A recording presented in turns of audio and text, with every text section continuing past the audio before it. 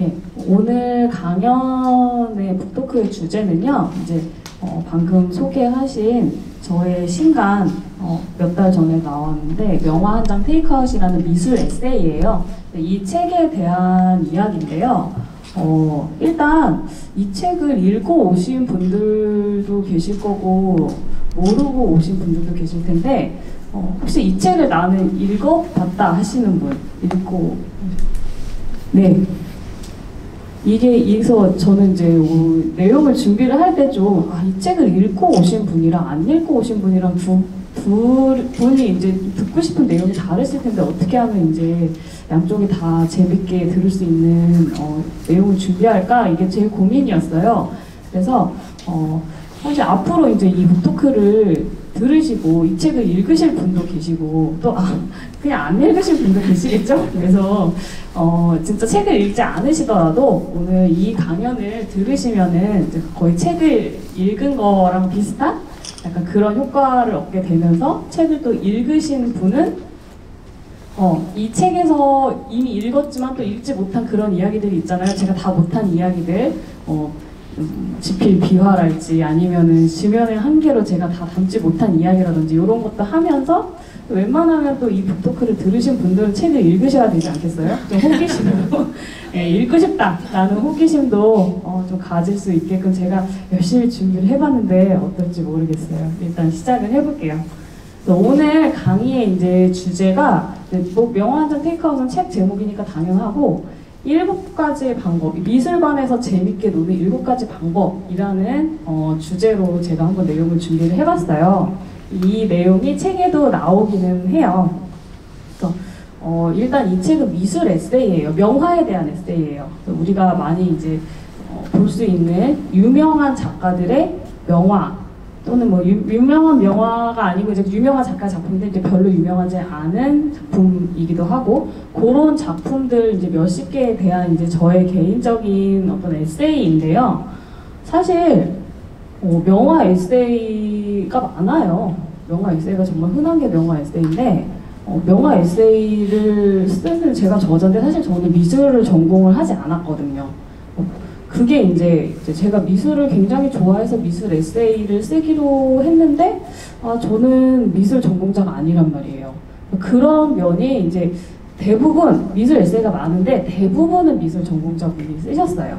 미술 아니면 미술사 아니면 미학 아니면은 최소한 미술 심리치료 전문가 이런 분들이 보통 많이 쓰셨어요.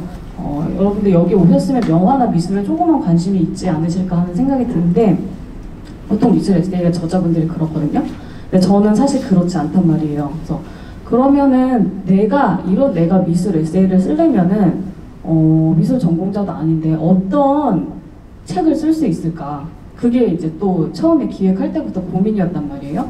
그래서 나는 어떤 사람인가? 내가 어떤 자원을 갖고 있을까? 내가 다른 사람들이랑 다른 미술 에세이를 어떤 걸 쓸 수 있을까? 이런 거에 대해서 잘 생각을 해봤어요. 근데 제가 어떤 사람이냐면 뭐 아시는 분들도 계시겠지만 대부분 모르실 텐데 그래서 저의 양력을 준비를 해봤는데 저는 전공은 역사 교육이고요.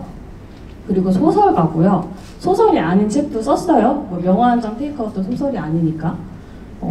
소설가, 근데 이제 제가 이제 메인은 소설가라고 생각을 해요. 그리고, 애니어그램 전문 강사로 활동을 하고 있어요. 애니어그램에 대해서 혹시 아시는 분, 들어보신 분? 그래도 많으시네요? 저를 알고 오셨나, 그럼 애니어그램 때문에? 애니어그램은 성격 분류 이론 중에 하나인데, 이제 애니어그램이랑 성격 심리, 이런 거에 대해서 이제 제가 강연을 하고 있어요. 그러니까 저는 전공은 역사면서 또 지금 제가 어떻게 전문가라고 할 수 있는 부분은 심리학이고 미술은 그럼 뭐냐 하면은 그냥 미대 지망생이었어요. 이 정도밖에 없거든요. 미술을 굉장히 좋아했어요. 그리고 어렸을 때는 제가 지금은 뭐 책을 읽고 글을 쓰는 걸 업으로 삼고 있지만 어렸을 때 제가 한 대학교 졸업할 때까지만 해도 당연히 그림도 그리면서 살 거라고 생각을 했어요. 그림도 좋아하고 글도 좋아하고 둘 다 똑같이 좋아했어요.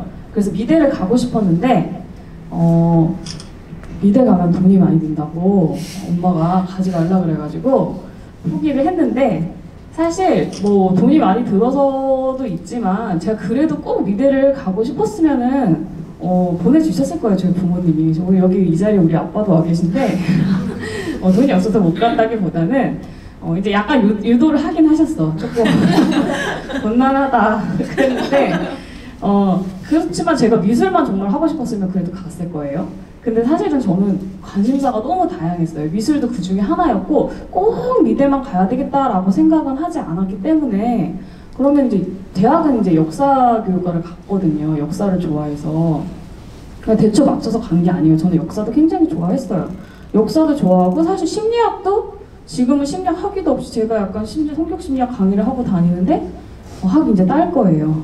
근데 공부를 독학을 해서 사실은 강의를 하고 있거든요.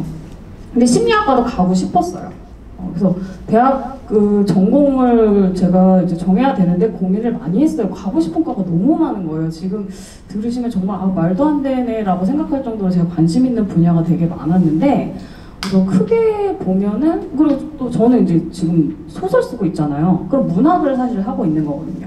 그러니까 소설가가 되고 싶다는 생각도 당연히 했어요. 국문과를 갈까? 라고 생각을 했는데 저희 엄마가 국문과 나오셨거든요. 근데 우리 엄마가 국문과 안 가도 된다는 거예요. 비추래요. 작가인데 굳이 국문과 안 나와도 된다고. 왜냐하면 또 이게 국문학이랑 직접 또 내가 문학가로 활동을 하는 거랑은 또 다른 얘기거든요. 그래서 차라리 그냥 관심 있는 다른 학문을 전공하는 게 오히려 더 낫다라고 하셔서. 그래서 제가 생각을 해보니까 저는 정말 잡다하게 여러 가지 공부를 하는 사람이더라고요. 공부하는 걸 되게 좋아하고 저는 뭐든지 그냥 다 알고 싶어요. 이 세상 모든 걸 알고 싶다.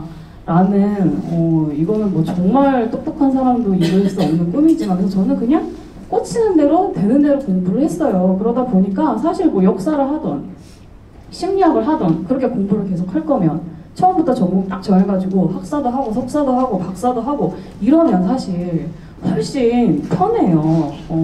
돈 벌기도 쉽고 그걸로 나가서 인정받고 대접받기도 쉽고 근데 그냥 제가 이게 학문을 한다는 거는요 그 학문에 대한 그 지식만 배우는 게 아니라 이 학문이 세상을 보는 관점을 배우는 게 사실 그 학문을 배우는 거거든요. 그러니까 뭐 하나만 하면 심리학만 제가 몇십 년 동안 공부를 해서 박사까지 따면 그것만큼 다른 공부를 못 하잖아요. 물론 여러 가지 학문을 여러 가지 하셔가지고 그거 다 깊이 있게 해가지고 통섭이라고 하거든요. 요즘은 통섭이 대세예요. 학문을 하나만 하는 게 아니라 옛날에는 하나를 깊이 하는 게 이제 지식인의 길이라고 생각을 했는데 요즘에는 이제 사실 세상은 다양한 시선으로 볼 수가 있어요. 그래서 학문을 여러 가지 학문을 공부를 해가지고 그것들을 이렇게 종합적으로 보는 그런 통섭이라는 것이 요즘에는 트렌드거든요. 근데 이 통섭을 하려면 근데 진짜 똑똑해야 되는 거예요. 왜냐하면 옛날에는요 고대 시대에는요 철학자가 신학자고 그 사람들이 과학자였어요. 지식인은 그냥 다 똑같았어요. 근데 옛날에는 그만큼 인류가 발견해낸 지식이 많지 않았기 때문에 그렇게 볼 수 있었던 건데 이게 근대 들어와서는 이게 막 과학도 잘하면서 역사 공부도 하고 이렇게 할 수가 없어요. 왜냐하면은 너무 이미 인류가 발견한 지식이 많아가지고 그거를 한 사람이 하려면 평생을 공부를 해도 모자라기 때문에 여러 가지를 할 수가 없거든요.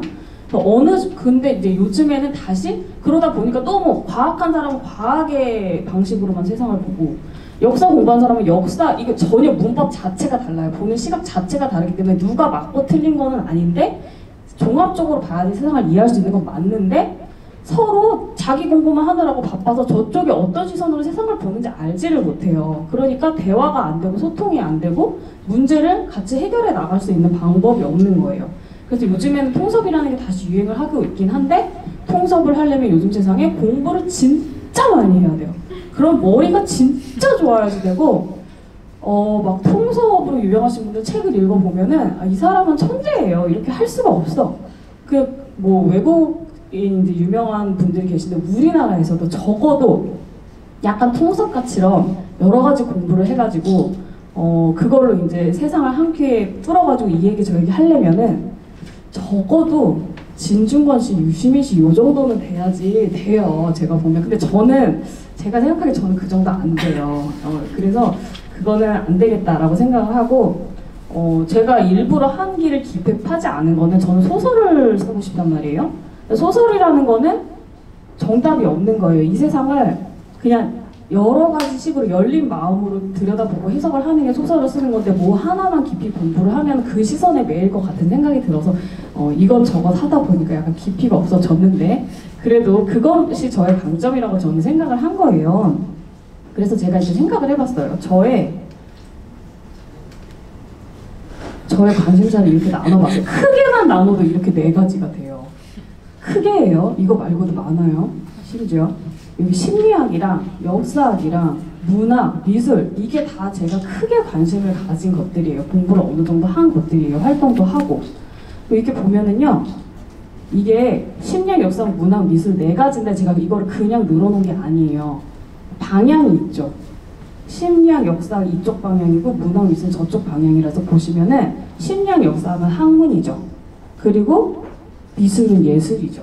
예술이랑 학문은 다르죠. 그리고 문학은 제가 보기에 예술과 학문의 중간쯤이에요. 미술보다는 예술이지만 학문의 성격을 많이 띠고 있죠. 그리고 보시면은 심리학은 사회과학에 속하고요. 역사학은 인문학에 속해요. 대학에 가면 사회과학대, 인문학대 이렇게 따로 있거든요. 그리고 문학은 인문대에 있어요. 문학과는. 그렇지만 예술에 속하기도 하죠. 그리고 미술은 예대에 있죠. 예술이죠. 이렇게 있는데 이렇게 되어 있는 것도 이제 배치한 그 이유가 있죠. 보시면은 이쪽으로 갈수록 정답이 있는 학문 쪽이고 예술 쪽으로 갈수록 정답이 없는 세계예요. 뭐가 맞고 뭐가 틀리고는 없어요. 사실은. 그리고 여기 역사까지만 해도 인문학까지만 해도 정답을 구하는 학문은 사실 아니에요. 정답이 없다라고 말하기도 뭐하지만 정답이 딱 있는 학문은 아닌데 그러면 이쪽으로 더 가면 정답 있는 쪽으로 더 가면 어떤 학문이 있는지 아시겠어요? 심리학, 학문, 사회과학보다 더 가면 자연과학이 있어요. 자연과학은 정답이 있죠. 제일 왼쪽에는 수학이 있어요. 그래서 여기 이제 역사까지는 그래도 사람 사는데 여러 가지 시선으로 세상을 보지만 딱 정답이라고 할 만한 거는 없지 않을까? 궁극적인 진실은 있지만 라고 얘기를 하는데 이제 사회과학부터는 그래도 이제 사람 마음속의 일을 자연과학의 방법을 빌어서 공식이랑 정답을 내보자. 좀 사람들이 다 여러 사람들이 합리적으로 이성적으로 봤을 때 이런 방식으로 보면 이건 정답이라고 할 수 있겠네. 이런 걸 좀 해보자. 둘이 웅실하게 얘기를 하지 말고 이렇게 한 게 사회과학이고 근데 심지어 제가 자연과학도 되게 관심이 많았어요. 저는 하여튼간에 세상을 다 알고 싶어가지고 제가 대학을 이제 생각할 때 한 중학생 정도에 나는 이제 대학을 앞으로 무슨 과를 갈까 생각을 할 때 뭐 심리학과도 가고 싶고 역사학과도 가고 싶고 미대도 가고 싶고 엄마 가지 말라 하지만 근데 막 천문학과, 생물학과 이런 것도 너무 가고 싶은 거예요. 자연과학도 관심이 있어. 그리고 저는 동물을 좋아해가지고 동물학과도 있거든요. 수의대도 가고 싶고 막 그랬는데 이게 다행히 제가 수학을 너무 못해가지고 이과는 잘린 거야. 이게 제가 수학을 싫어한 건 아니에요. 수학도 사실 어떤 아름다운 세계에 있다는 건 알겠어요. 그래서 여러분 여기 수학 싫어하시는 분들이 많으실 거예요. 수학은 정말 싫어하는 사람들은 너무 싫어하죠. 저도 수학을 너무 못하는데 진짜 계산도 잘 못하는데 수학의 벽에 부딪혀서 이제 다행히 자연과학 동안 갈래야 갈 수가 없어가지고 떨어져 나갔는데 그래도 왜 수학을 다 배워야지 될까요? 내가 요즘에는 계산기도 다 있는데 이거 누구나 다 이런 생각 하지 않아요? 저도 학교 다니면서 왜 이거 수학해야 돼? 너무 힘들다 진짜. 얘가 이거 왜 해야 되지? 근데 저는 오히려 나이 먹고 나와보고 제가 세상의 모든 걸 알고 싶다는 생각을 하다 보니까 알게 됐어요. 수학의 세계가 있어요. 그래서 이런 방식으로 세상을 보는 거예요. 정말 수학은 정답이 있는 세계죠. 정답이 있는 아름다운 세계. 정답이 있으면 아름답죠 사실. 근데 인생에 정답이 없어서 그렇지. 수학자들은 글쎄요, 되게 수학하시는 분들은 좀 해맑아요. 역사하는 사람도 어두워요. 다크해요. 왜냐하면 정답이 있는 아름다운 세계에 살다 보면 실제 삶은 어떨지 몰라도 좀 사람이 스트레스 덜 받거든요. 근데 아무튼 간에 그런 세계는 제가 이제 다행히 포기를 하게 되었고, 요 정도의 이제 스펙트럼을 제가 갖게 됐는데, 그러다 보니까 이제 이런 사람이 미술 에세이를 쓴다면 좀 잡다하긴 잡다하지만 어쨌든 간에 여러 분야에 대해서 지식이 있으니까 그림 한 장을 가지고도 역사학적, 심리학적으로 그리고 그런 지식들을 그냥 미술사만이 아닌 그런 좀 다양한 지식들을 알 수 있는 그런 글을 쓸 수 있겠다. 그리고 또 하나는 글을 잘 써보자. 왜냐하면 이제 저는 소설가니까요. 미술 에세이는요, 여러분 예쁜 그림이 많이 들어있어야지 잘 팔리죠. 미술 에세이 사려고 갔으면 그 안에 도판을 스르륵 볼 거 아니에요. 그러면은 내가 좋아하는 예쁜 그림들이 반딱반딱하게 인쇄가 잘 되어 있으면 사고 싶죠. 그러니까 뭐 그림을 좋은 거를 셀렉을 하는 거는 당연히 기본이에요. 근데 제가 이제 저도 미술 좋아하니까 미술 에세이 많이 읽어봤는데 글을 너무 대충 썼다거나 글을 좀 못 쓴다던가, 왜냐하면 그분들은 글을 전문적으로 쓰시는 분들이 아닌 경우가 많잖아요. 미술 하시는 분들이니까. 그래서 약간 아쉬웠던 적이 있었단 말이에요. 다 그렇다는 건 아니지만. 그래서 그러면 글도 내가 그래도 소설을 쓰는 사람이니까 에세이를 그냥 대충 쓰는 게 아니라 정말 글맛도 나는 글을 써봐야지 되겠다. 그렇게 두 가지랑 또 마지막으로 세 가지 제가 생각한 차별점은, 제가 어쨌든 간에 미술 비전공자인데 미술에 대해서 이 얘기 저 얘기 할 거잖아요.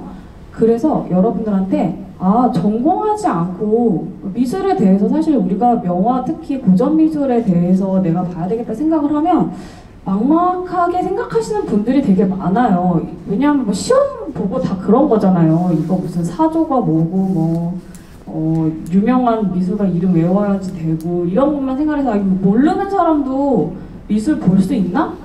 이거 너무 공부 많이 해야 되는 거 아닌가? 어려운 거 아닌가? 라고 생각을 하시는 분들이 많기 때문에 아니다. 전공자 아니라도 누구나 조금만 관심을 가지고, 제가 보면은 관심은 뭐 당연한 건데 관심 없으면 안 하시겠죠. 관심은 당연한 건데 두 번째는 자신감이에요. 자신감. 나도 할 수 있어. 나도 볼 수 있어. 눈 있는데 왜 못 보냐. 나는 내 나름대로 보면 되지. 그리고 요즘에는 사실 옛날처럼 무슨 정보를 알으려고 하면은 도서관에 꼭 와서, 여기 도서관인데 도서관에 꼭 와야지 되는 시대는 아니잖아요. 사실 인터넷에서 찾으면은 자료 다 나와요. 제가 보니까 제가 진중권 씨 책 되게 좋아하는데, 진중권 씨가 미학자라서 미술에 대한 책 많이 썼잖아요. 본인이 책 쓸 때도 자료 99% 인터넷에서 찾는데요. 굳이 도서관에 와볼 필요가 없는 시대라 가지고 그래도 도서관 많이 애용해주세요. 수요일 도서관 사랑해주세요. 네. 그런 시대이니까 내가 관심 있고 자신감만 있으면 얼마든지 미술에 대해서 주체적으로 내가 항상 내 삶에서 그냥 공부를 하는 게 아니라 즐거운 거거든요. 사실 예술은요, 행복하고 즐겁기 위해서 하는 거기 때문에 그거를 할 수 있는 길을 알려드리자. 오히려 그거는 비전공자가 얘기하는 게 더 설득력 있지 않을까. 전공자는 자기가 좋아가지고 공부까지 했는데 저는 그게 아니니까.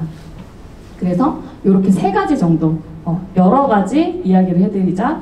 그 다음에 좋은 글을 써드리자. 그리고 쉽고 편하게 미술을 즐길 수 있는 법을 알려드리자. 이렇게 세 가지 정도에서 차별성을 두자 하고 제가 쓴 책이 명화 한 장 테이크아웃입니다.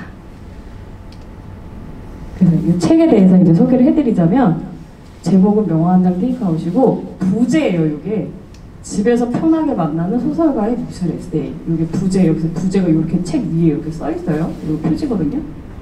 테이크아웃이래 가지고 커피잔 애들 있고 생각 많이 했어요.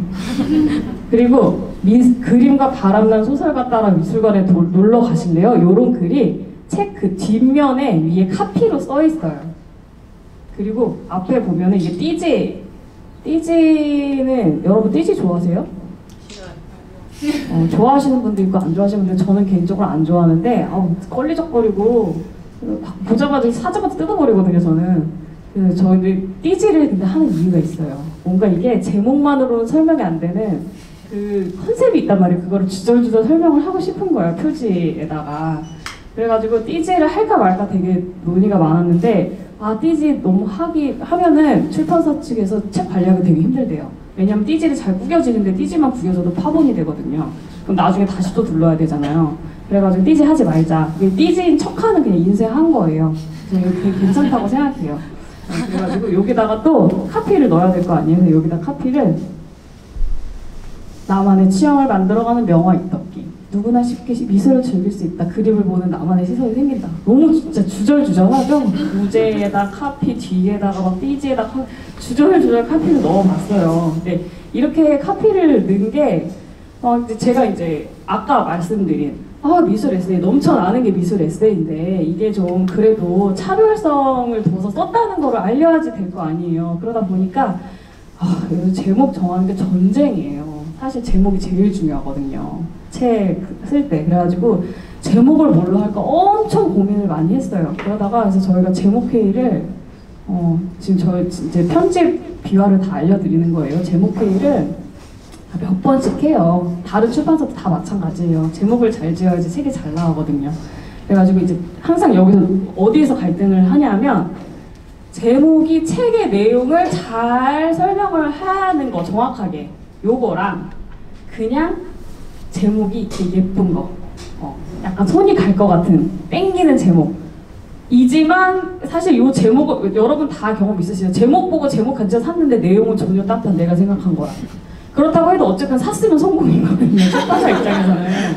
근데 또 이게 작가나 어제 출판사도 사실 그 고민을 안 하는 게 아니에요. 아닌데 뭔가 정확하게 전달하는 게 좋긴 좋은데 그래도 뭔가 땡기긴 땡겨야 되고 그래서 여기서 고민을 엄청 많이 해요. 그래서 저희가 이 내용을 가지고 회의를 많이 했는데 제목 여러분 명화 한 장 테이크아웃 제목 어때요? 괜찮다고 생각하시나? 여기서 별로예요 이렇게 말하는 건지 미안하시죠? 근데 저는 이제 그냥 반응을 볼 때 괜찮았던 것 같은데 요 제목 후보들이 뭐가 있었는지 제가 알려드릴게요. 혹시 저거 하지 이렇게 생각되시면 알려주세요. 뭐가 있었냐면 이 제목 후보들을 보면 우리가 뭘 가지고 고민을 했는지 대충 아실 거예요. 일단 소설가 김연경의 명화 사용 설명서 이런 게 있었어요. 근데 이게 사실 오늘 주제랑 오늘 북토크 주제는 그거잖아요. 미술관에서 재밌게 노는 7가지 방법 이런 거 약간 설명해주는 쪽으로 그냥 명화에 대한 이야기에서 끝나지 않고 뭔가 명화 감상법을 알려준다 이런 거에 포인트를 둔 거죠. 소설가 김연경의 자기주도 명화 감상. 요즘 자기주도 학습법이 유행이라서 생각을 해봤어요.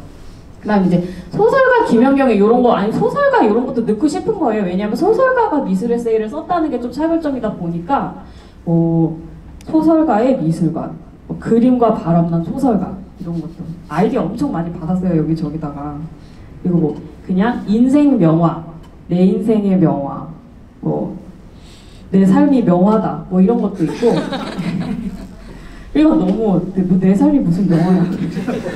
아니면은 이제 즐겁게 좀 즐기자 요런 뜻에서 명화야 놀자, 미술관에 놀러가자, 그림이랑 놀러가자 요런 것도 있고 그랬어요. 그러다가 이제 약간 테이크아웃을 어떤 제 친구가 아이디어를 줬어요. 그 친구가 테이크아웃 커피처럼 가볍게 이렇게 편안하게 즐길 수 있는 그런 의미로 하면 테이크아웃 넣으면 어떠냐, 명화 테이크아웃, 테이크아웃 명화 이런 아이디어를 줘가지고 그걸로 그게 이제 딱 뭔가 다른 거는 다 그냥 다른 데도 있는 제목이야. 근데 테이크아웃이라는 거에 저희가 좀 특별해서 딱 꽂혔어요. 그래서 이따 명화 한 장, 약간 커피 한 잔 이렇게 얘기를 하니까 명화 한 장 테이크아웃으로 하고 근데도 아쉬운 거야. 이 제목들이 설명을 하고 싶어가지고 부제를 주절주절 집에서 편하게 만나는 소설가의 미술 에세이. 소설가라는 말도 넣어야겠고 미술 에세이인지 모르면 어떡하지? 이런 마음도 있고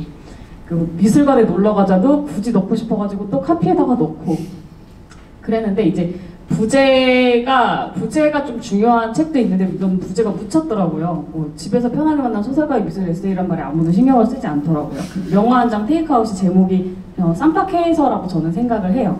그런 사연들을 가지고 이런 책 제목과 표지가 탄생이 되었어요. 그래서 기획 의도는 이제 제가 설명드린 거예요. 요거는 이제 들어가는 말 저자 들어가는 말에 써 있는 말인데 정색하고 공부해야만 되는 대상이 아니다. 그렇기는 하지만 그냥 보고 예쁘네 여기서 끝나면은 그냥 사실 끝이죠. 근데 여기서 조금만 알아보고 되게 많이 알아봐야지 될 거라고 사실 많이 알면 많이 보이긴 해요. 근데 이제 알아야지 보인다라고 생각하면 너무 공부를 하기가 막막하니까 조금 알고 보이는 거를 우리가 경험을 하면 사실 누가 뭐라고 하지 않아도 알고 싶어지는 거거든요. 주체적으로 감상을 하면 미술에 대해서 우리가 더 많이 알고 그게 우리 삶을 풍요롭게 한다. 이런 주제로 이제 기획을 해보았고, 그 다음에 이제 기획을 했으면은 작품을 선정을 해야 되는데, 사실 작품 선정하느라고 제가 이 책 쓰는데 한 9개월 걸렸는데 작품 선정에만 3개월 걸렸어요. 보통 그럴 거예요, 명화 에세이는. 명화를 선정을 해야 되는데 제가 좋아하는 그림은 사실 많아요. 이게 이게 글은 62편이고 전체 독판수 79개인데 사실 미술 좋아하는 사람들은 좋아하는 그림 뽑으려고 하면 몇십 개 금방 뽑죠. 근데 제가 좋아하는 그림만 뽑으면 또 취향이 편중돼 있어요. 여기 들어있는 그림들은 물론 제가 다 좋아하는 그림이에요. 안 좋아하는데 막 제가 엄청, 왜냐면 다 그 그림에 대해서 제가 느낀 거를 썼거든요. 안 좋아하는데 좋아하는 것처럼 사기치는 그런 글은 쓰지 않았으나 제가 다 좋아하는 그림들로만 채운 건 아니에요. 그래서 주변에 그림 좋아하는 분들한테 추천도 많이 받고 제가 또 그림도 많이 조사하고 이래서 뽑아가지고 글을 쓰면서 제가 그냥 쭉 거기에 대해서만 쓰는 게 아니라 크게 주제를 나눠봤어요. 그래서 7장까지 있어요. 그냥 7개로 그냥 맞췄어요. 이게 7은 행운의 숫자니까 그런 것도 있고. 그래서 보면은 주제가 꿈과 자아, 마음과 치유, 의지와 저항, 욕망과 성취, 몸과 건강, 관계와 사랑, 교훈과 깨달음 이렇게 해가지고 주제를 맞췄는데, 사실 이렇게 맞춘 게 제가 전에 이걸 해본 적이 있어요. 뭐냐면 제가 다른 전에 쓴 책 중에 하나, 제 7가지 인간 사용 설명서라는 책이 있어요. 요거는 이제 자기계발서를 자기계발서 원래 좋아하진 않고 제가 쓸만한 것도 안 되긴 하지만 자기계발서가 한창 유행일 때 있었어요. 10년 전쯤에. 그때 10년 전쯤에 아니라 5년 전까지만 해도 한 10년 동안 유행을 했어요, 자기계발서가. 그때 베스트셀러를 제가 다 읽고 한 50권 읽었어요. 읽고 잘 팔리는 베스트셀러 자기계발서가 공통적으로 어떤 이야기를 하고 여기서 옥석을 어떻게 가려야 되는지를 제가 분류를 해가지고 그거를 다 이제 총체적으로 리포트를 쓴 거죠. 그런 책이 있었는데, 그런 사실 자기계발서는 인생에 대해서 다 이야기를 하거든요. 자기 나름대로 다 이야기를 해요. 그거를 이제 제가 주제를 잡아본 거예요. 거기서 이야기하는 것들을. 그랬더니 보통 주제가 이렇게 7가지 정도 나오더라고요. 행운의 7이라서 맞춘 거긴 맞춘 건데 대충 요 정도 나와요. 사실은 보면은 이제 꿈, 마음, 심리적인 거, 의지, 돈, 몸, 인간관계, 입, 요 정도 주제가 되더라고요. 이제 말하는 거죠, 입이라는 거는. 그래서 요거를 7가지로 분류를 해봐서 그냥 인생에 대해서 얘기한 거는 보통 요 정도로 분류가 되는구나, 요게 있었기 때문에 요 명화장 테이크아웃 책도 이제 같은 출판사에서 나올 거라 이제 같이 편집을 해봤으니까 그때 분류법 괜찮았는데 그거대로 하면 되지 않을까라고 해가지고 그거를 조금 바꿔서 보시면은 대부분 다 매치가 돼요. 꿈과 자아, 마음과 치유, 의지, 그다음에 돈은 이제 욕망과 성취라고 했죠. 그리고 입은 교훈과 깨달음, 이 정도로 살짝 바꿔가지고 분류를 해봤어요. 이렇게 분류를 해서 저는 명화에 대해서 얘기를 하지만 보통 명화를 보면은 이렇게 그냥 시대별이나 사조별로 구분을 하는 경우가 많아요. 아니면 어떤 미술관에 있는 그림, 이런 식으로. 근데 그냥 제가 자유롭게 느낀 주제별로 이렇게 해봤더니 이것도 반응이 괜찮더라고요. 그러니까 무슨 말이냐면 그냥 순서 없이 읽어도 돼요, 이거는.